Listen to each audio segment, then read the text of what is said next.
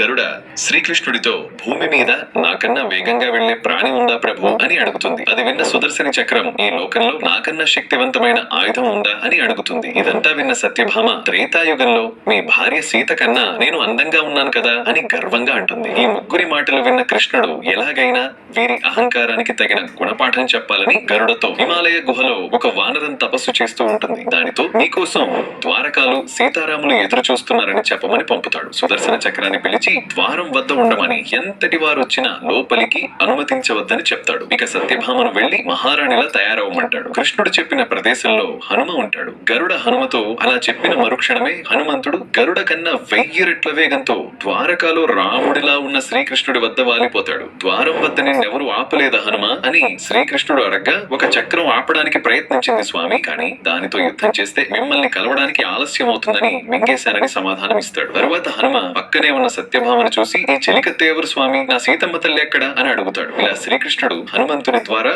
ముగ్గురి కళ్ళు తెరిపిస్తాడు.